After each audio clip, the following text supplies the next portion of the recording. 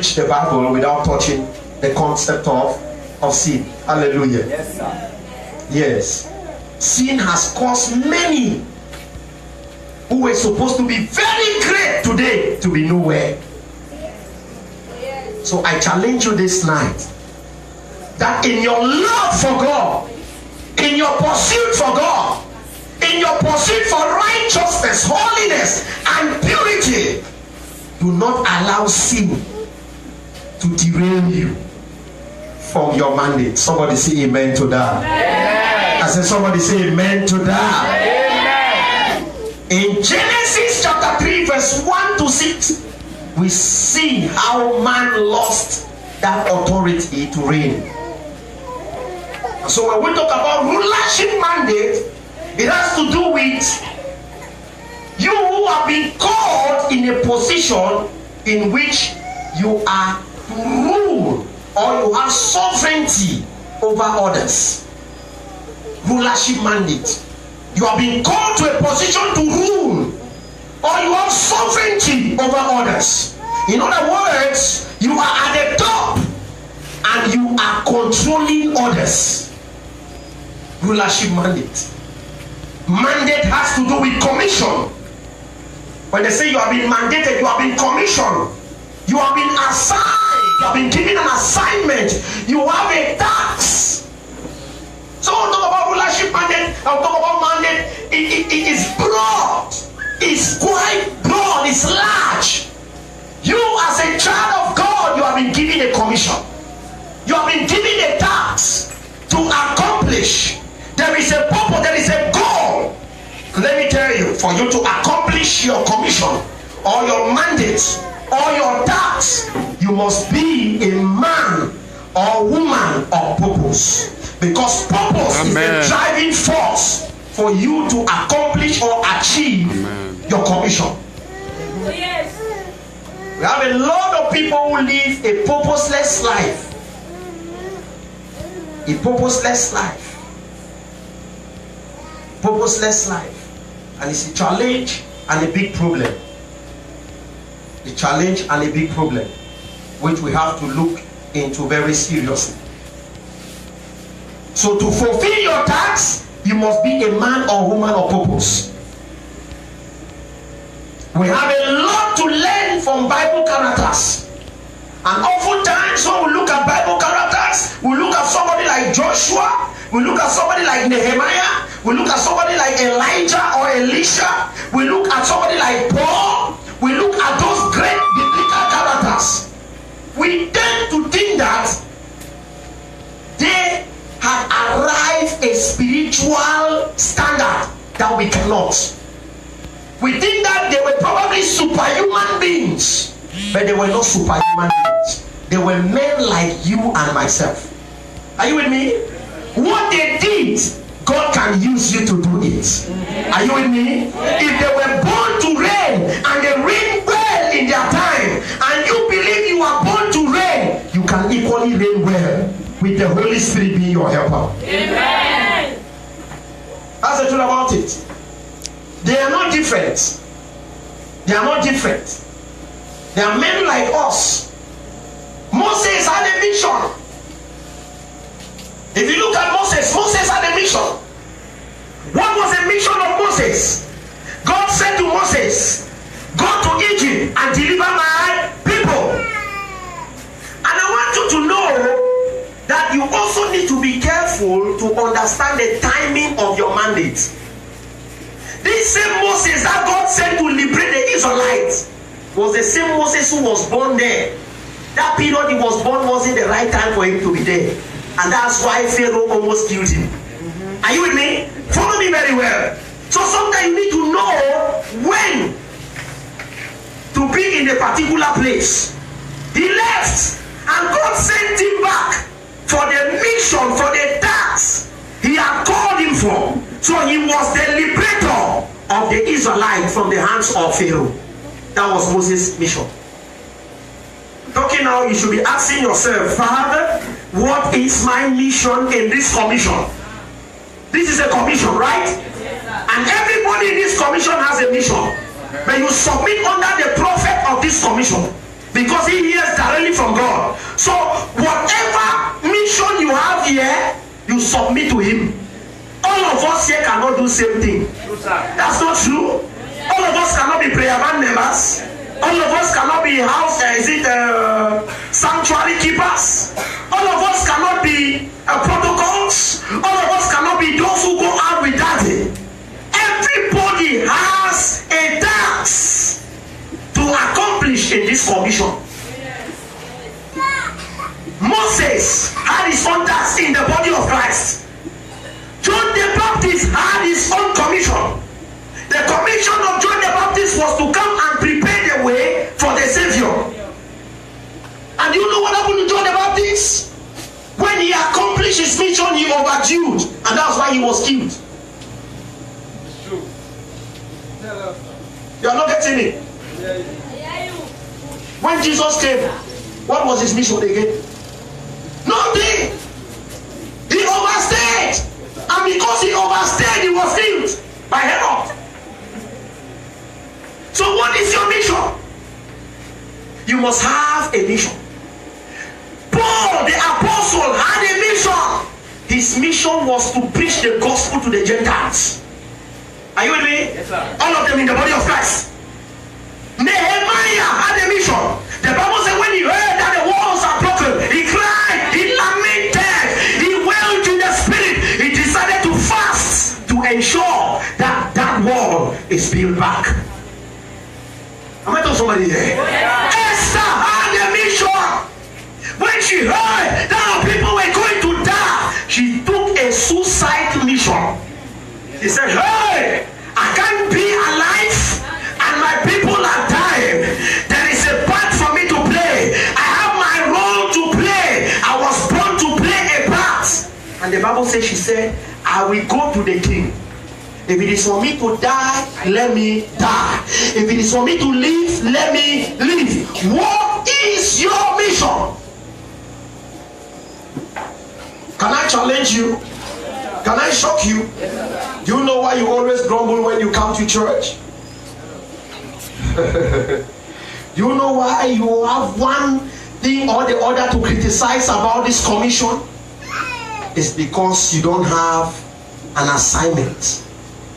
If you locate your assignment in this commission, you will be so busy that you will not have time to talk things that are not supposed to be spoken. Yes, you are not getting what I'm saying now. You are not getting it. I have come to discover over 17 years now that those who grumble, who talk, who gossip about the church are those who don't have anything to offer in the church. They are spectators, Mama Prophet. And in the church, we don't have a spectator. We don't have spectator in the house of God. Everybody in the house of God should be a participant. You should be involved in doing something in the house of God. You should be involved in doing something in the kingdom. If we must reign, you must identify where you belong and engage in it full time.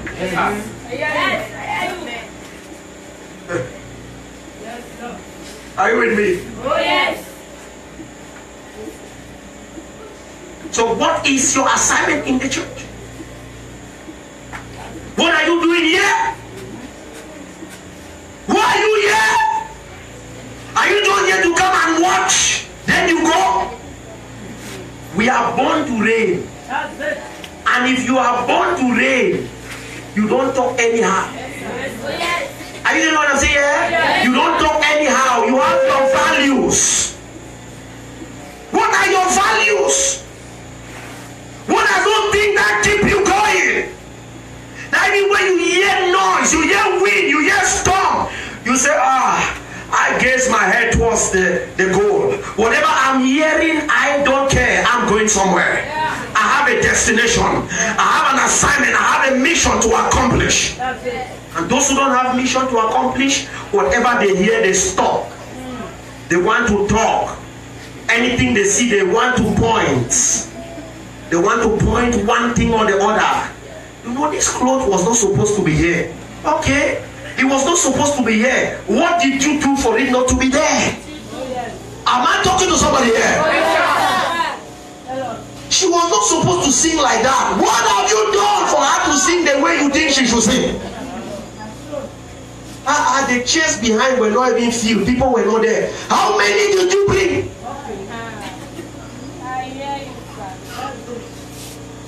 The prayer program of today was not like before. Did you pray in your home for the prayer program before coming? Am I talking to somebody here? Yes, I'm talking to you, say I hear. So that is God.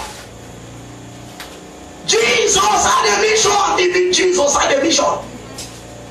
He had an assignment. He was born to reign. And what was his assignment? To bring salvation of men. I have an assignment, and I know the prophet has an assignment. That's why you are learning. They see apostle everywhere. They talk about you everywhere. Are you with me? Yes, if you are born to reign, identify your tasks and engage into it.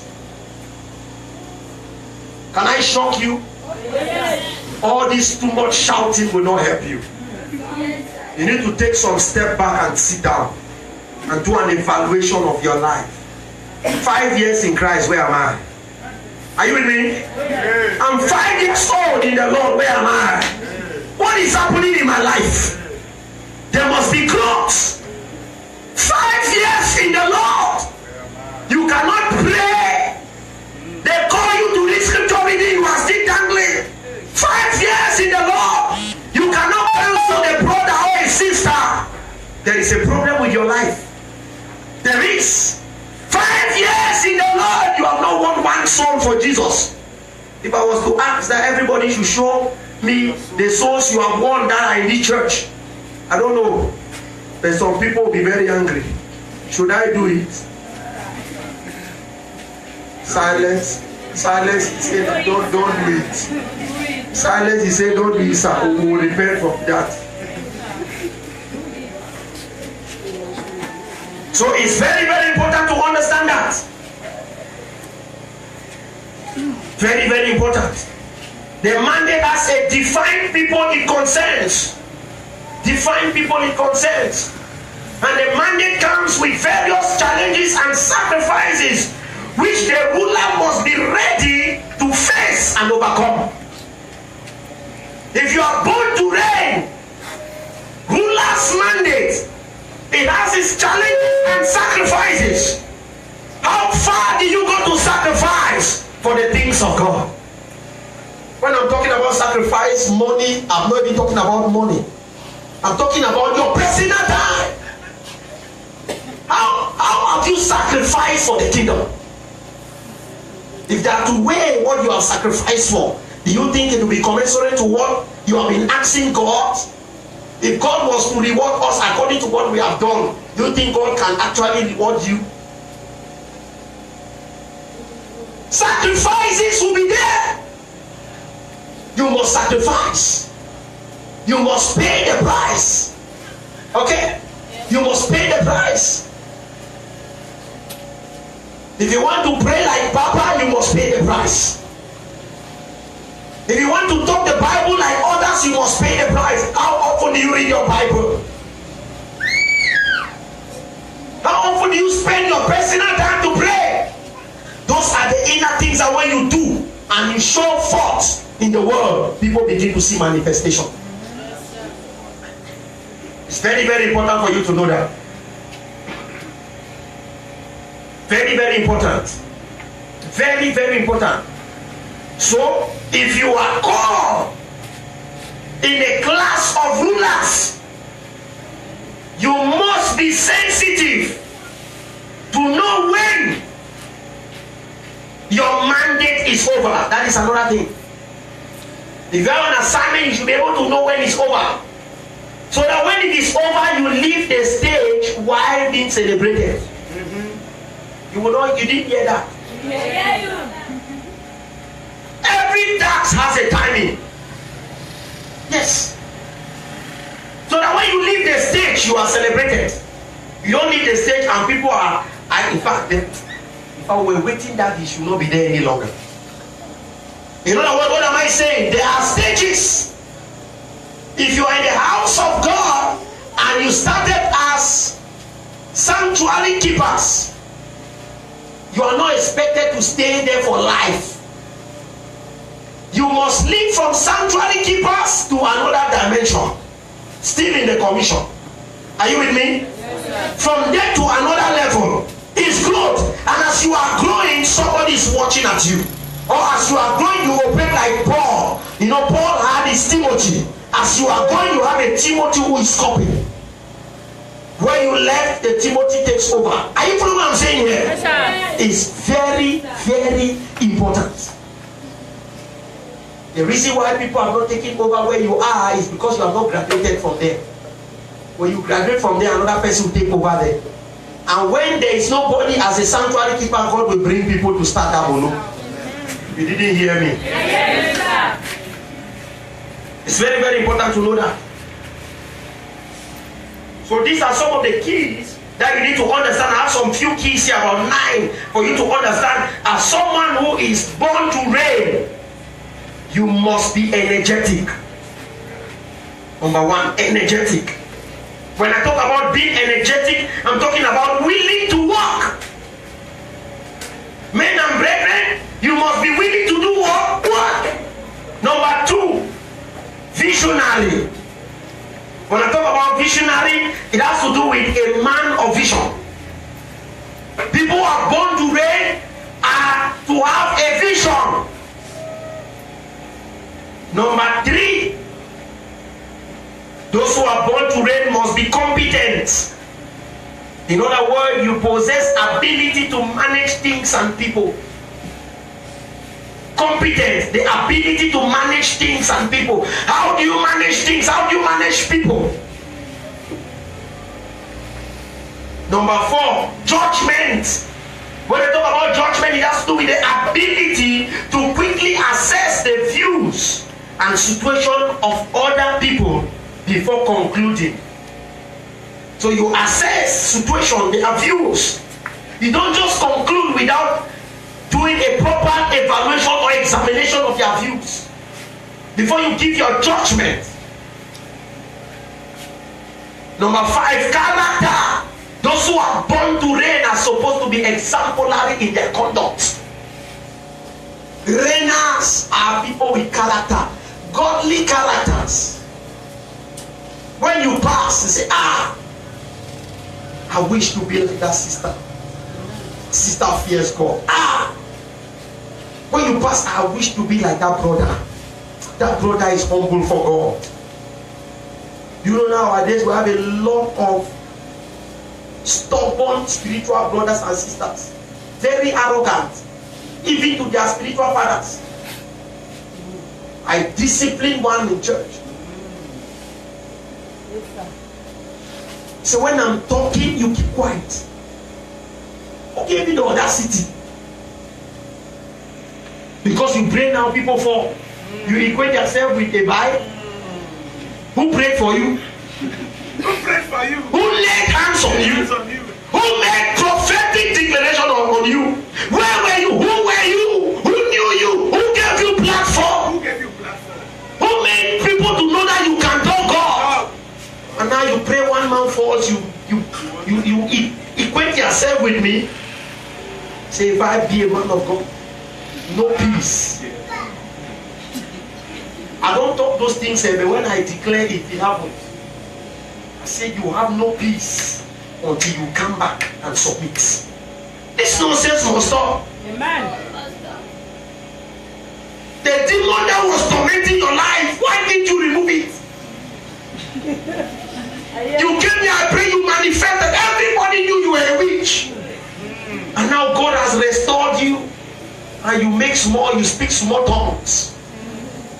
When I call you to operate on the altar, I say that, and should I operate as I'm led by the Spirit? You have nonsense question I ask you as spiritual father.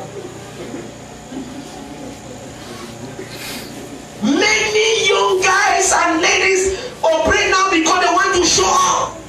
Those who are born to reign don't advertise themselves. The gift that God has given them advertises them. What are you talking here?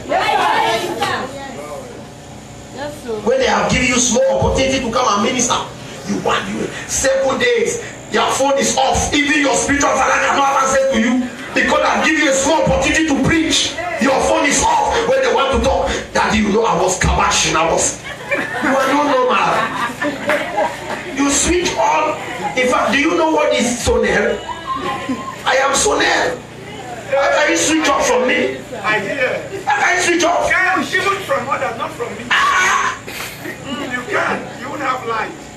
No lights. When you come up here, you will be dancing. No revelation, no rema, no insight. So those who are born to reign, they don't advertise themselves.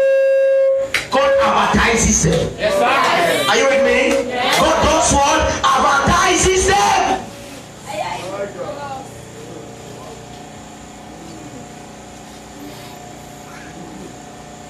Number 6, constant, not easily moved. Those who are born to reign, they are constant. They are not easily moved. They are not moved by the winds, by the things that are happening. They don't hear that John G is here, they are there. Divine is here, they are there.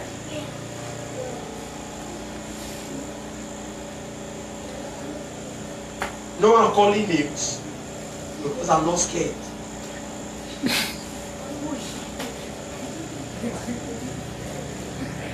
One of my Christians in church had a daughter. We prayed for her, and she decided to be very stubborn. Left the house. When I was staying with some guy, a guy, the guy got her pregnant. The mother took her to a man of God to pray for her. The man of God prayed and did all he could. When they came back, the lady told the father, the mother, Daddy, Mommy, do you know what? I thought this man of God will reveal to you that I'm pregnant. And since the man of God did not tell you that I'm pregnant, I'm going back to my church. Now, I don't know why she said that. But I want to tell you something. I said those who are born to reign are not easily moved. You are not carried away by titles that you hear people have. You hear that there's prophet, this way you are there. Yeah. Like Father was saying before I came, you have many fathers. You alone, many spiritual fathers. Sir, I've told my sons and daughters, if you have many tele-evangelists that you watch, but you are fatherless. Exactly. And you are a confusion to the church. Yes. Are you with me? Yes, sir. Because today you listen to this one. Tomorrow you listen to this. Have baked bread. You join them together, it gives you running stomach. Are you with me? You listen from here, listen from here, listen from here, listen from here. In fact, when I'm teaching Bible study, my Christians they know. When I'm teaching and you ask a question, I tell you where you are coming from. It's grace now. As you ask your question, I know where you have been before coming. And I tell you that that question you are asking does not belong here. We don't answer those kind of questions here. Go back to where they taught you. This commission, there are things that holds this commission. Yes, there are values that have been put in place. Yes, and if you want to reign in this commission, you must abide to them. Yes. Stop making noise here. How many of you are deceived by crowd? Who told you? In fact, majority of places wherever you see crowd, there is no order. Yes, sir. I'm sorry. I am. Wherever you see crowd of people, there is no order there. As soon as they put order, many people start leaving. Yes, sir. Somebody's not getting it.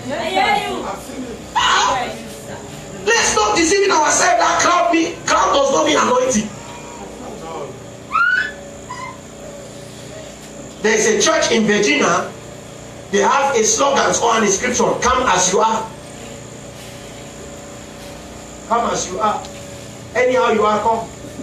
Whether you are naked, come. Okay? So what I'm saying, wherever you see too much population, there is no order. Because wherever there is order and decorum, You hardly see a lot of people. Sorry to say that. The 7th point, integrity. Those who are born to reign should have integrity. Integrity, very, very important. It means you have honor, respect. Somebody can say, if this brother who puts on the red trouser, I know what he can do. I know what he cannot do. Are you with me? Yes. Integrity. Those who are born to reign must have integrity. Whether you are there or not, people should have a way they speak about you. That's what I'm talking about. Yes, sir. If you have integrity here, when they are talking about people, integrity. Number 8, maturity. To reign, you must get to a level of maturity. Reigning is not for babies. You must have integrity. When I talk about maturity, I'm talking about balance between courage and consideration. Mature. Balance between what? Courage and consideration. It means you know where to take courage and you know where you can say, let me consider. You don't act anyhow. You think, you reflect, you examine, you screen before you take action. Maturity. You know who to say sit down, and you know who to say please don't do what you did. Yes, sir. Are you getting what I'm saying? Yes, sir. Those who are born to learn have that ability, that skill. They know those that they can slap and they will still be there. And they know those that they say, if I slap this one will rock. Hallelujah. Yeah. I know that as a pastor. I know Christians that can say, shut up. Yes, that they are so. And there are those when I say, shut up. As the church finishes, you will not see them again. No. You have to do follow up and maybe pray and fast. Or apologize. Apologize or beg. Please, sorry now. I did not know that's how it will look like. Hey!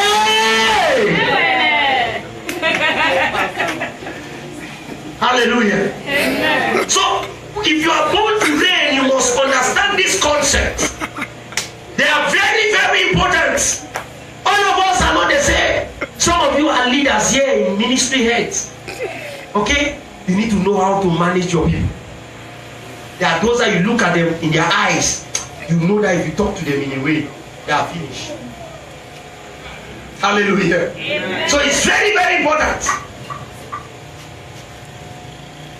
We read, the Bible made us to understand that Joseph saw himself as a ruler. And he said to Saul, he said, this man might have tormented everybody, but I was born to reign. I was born to bring down people like that. People of that time. I was born to bring them down. I'm not boasting by my power. But there is something God did with me the other day. He used me to kill a lion and a bear. And I think this man is not better than those things that God used me to kill. And so how come he's defiling the armies of the living God? Say, give me a try. Let me prove to him that there is a God in heaven. And I'm talking to somebody here. Yes, I'm talking to somebody here. yes, sir. That after this encounter, those who did not know you, they will know you. Because it was after that victory that people knew that there was a young man in that land who had that courage and audacity. There is something that will happen that God will use to expose you. It will not be by your strength, but by the Spirit of the living God. It will happen like a dream, but it will be a reality. People will know the real you. The lion inside of you will be seen in the name of Jesus Christ. As I conclude this evening, I would like you to understand that the Bible talks of Joshua. Joshua is one of those Bible characters that I spent my time to study him and learned a lot from the life of Joshua. I looked at the relationship of Joshua and Moses. I saw a master and a servant. Are you with me? Yes. What did I say? I saw master and a servant. Moses was the master. The Bible says when Moses died, God appointed Joshua to take over the mantle. Are you with me? To take over the mantle of Moses. That since Moses the leader is not, you will replace him. You will become the leader of Israel. Before then, in Exodus chapter 24 verse 13, the Bible says God called Joshua the servant of Moses. Do you know what I discovered there? Sometimes to be a good leader, you must be a servant. I am what I am today because I've been a servant. I polish the shoes of my spiritual father. I carried water for them. Some of them even insulted me and said, yes, sir. Even while as a pastor, I still submit under them now. Because leadership is in dimension. Just like your father said, he has his spiritual father, the apostle. Leadership is in dimension. Even now, I remember the other time when I was still studying in Nigeria, I had a small clash when I came for holidays. My spiritual father gave me his quarter to minister. My spiritual father is not hot. He's a teacher. I'm sure you should know him, the Reverend Dr. Paul Bukake. He's the present director of Evangelism Mission of the Cameroon Baptist Convention. Preach with excitement and power. The whole place was hot. People were shouting, screaming, deliverance cases. And along the way, some people sat and they were comparing me and my father. That he's stronger than his father. And somebody misquoted me in their discussion. That the young man knows that he's powerful than his father. I had only gone back to Nigeria, the news got into my spiritual father's ear. And they tell the whole thing that I'm even plotting to come and take over his church. The man called me in Nigeria. He said, hey, bye. So this is what you can do. I gave you my altar. You use it to fight against me. I said, Papa, what have I done? He narrated the story. While his squad had to peace. Every day I was crying. Father is unhappy. Yes. That's what led me to Orioke. I started crying and I told somebody I want to go to Apostle Joseph Ayodele Babalula's mountain. I went there 7 days. That mountain cold, I was there praying and crying. I said, this man picked me when I was nothing. He gave me platform. How on earth can I be against him? He's a doctor. I'm not even a doctor yet. I cried on the mountain and the Lord told me, he said, go back wherever you meet him. Even if he's in the middle of the road, go down your knees and be walking towards him. Came back. He did not even know I was back. I came back. I went directly to his house. Behold, he was in the house. From the door, I went to my knees. People were in the park. I was crying. I was crying. I held him, held his wife. I said, I'm sorry, sir. What did I not say? I cried. He looked at me. He started crying. He said, Douglas, I know there's an enemy within. There's an enemy within. He held me. The wife held me. The wife gave me my tears. He said, say, you are forgiven. We did not know this is how one do. So that order must be followed. There are some of you here. Your platform will come as a result of this man and his wife. And never you play with it. It's not by error that you are here. It's not that he's better than others, but God has assigned him over your life now. Are you know what I'm saying? Yes. He must not give you gold and silver. But the words they speak to you every time you encounter them, that's what God wants you to get for that. And after a moment of time, God might have prepared you, and you will now understand why He used to shout at you or treat you the way He does. Preparation. Preparation. The Bible said Joshua was a servant to Moses. God called him a servant of Moses. It was God who called him.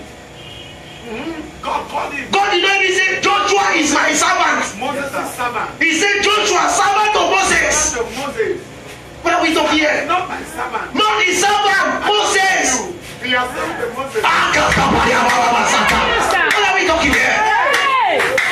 Why do we want to break protocols? There are spiritual protocols to be followed. And when you miss them, you miss your destination. You miss your destination. You miss them, you miss your destination. So you need to be sensitive to perceive. My God. To perceive. Because Joshua had walked so close with Moses. Joshua knew who Moses was. The Bible says Moses had a tent that he always goes there to pray to God. And Joshua was the gatekeeper of that tent. Yes, It means even when he was talking with God, Joshua would always hear. I came here to be cold this night. I came here to be cold this night. I'm speaking something to someone. It means Joshua knew the order of Moses' armies. He knew it. He knew his shortcomings, his limitations, his weaknesses. He knew them. But he remained a servant. He did not break out. He did not break out. He remained a servant, my brother. Oh my God. A servant. My God. Am I talking somebody here? He remained a servant. When Moses sent 12 spies to go and spy the promised land, it was Joshua and Moses. When the 10 came, they said we saw giants. It was Joshua and Caleb who said we saw God. So what do you see? When your master sent you, what do you see? What do you see? Am I talking to somebody here? What do you see? They saw giants because they were not servants. They were not humble. They were not submissive. They were not obedient to Moses. That's why they could see giants. When you are humble and submissive to your master, what he sees is what you can see. Are you with me here? They saw God, others saw giants. Submission, brother, takes you where you never expected. What do you know about your master? That way you think of his life. No, we are not saying I'm saying already. A master is a master. He's a master. And a master remains a master. I hear you, sir. Are you with me? Yes, sir. I quote from a great philosopher, Aristotle. He says, if you are not ready to submit, you can never be a leader. Yes. Those who are successfully led well have been submissive people. They have been submitting to the ladder. They slap you. Yes, sir. Thank you for slapping me. We live in a generation where we have spiritual rascals as children. Are you with me? We have spiritual rascals as children. I don't condone with that. No. I don't. Joshua. That was it. Joshua and Caleb, among the 12 spies, they were the ones who saw God. And the 10 said they saw giants. And they said to them, don't listen to this faithless man. Joshua and Caleb said to the council, don't listen to this faithless man. They are faithless. That's why they saw giants. We saw God. After this encounter, you will see what you have never seen before. I said you will see what you have never seen before. I said you will see what you have never seen before. I said you will see what you have never seen before. So Joshua had learned submission and obedience. And thus, disqualified. People of God, stand up on your feet. Let us pray. 3 prayer points. Then I will sit down. Am I prophets? Don't come here for car. Don't come here for car. Encourage my brother and my sister. They don't say the matter. This way is not by might. It's not by might. It's not by might. Are you getting me? It's by the Spirit of the living God. Say amen to that. Amen. At a time like this, we need to know our position. Where do I belong? Where am I? When you know your position, you know where you belong. You will not be carried away by whatever comes your way. Are you with me? I want us to sing this worship song. In a dry and thirsty land, where there is no water, Lord, let me see your power and glory. I sing the sanctuary. In a dry and thirsty land, where there is no water, Lord, let me see your power and sing the sanctuary. I want you to pray this prayer. I want you to pray this prayer. There is need for humility. There is need for submission. I want you to pray and say, Lord, help me to submit to your word. Are you with me? It's a simple prayer. Many of us read the Bible, but we don't obey what the Bible says. I want you to pray and say, Father, help me to submit to your word. That each time I read your word, what it tells me, let me be able to obey it in the name of Jesus Christ. Open your mouth and turn that into prayer. Father,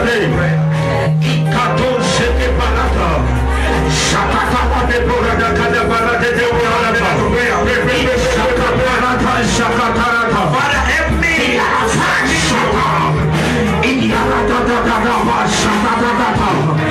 Father, help me to submit to your word.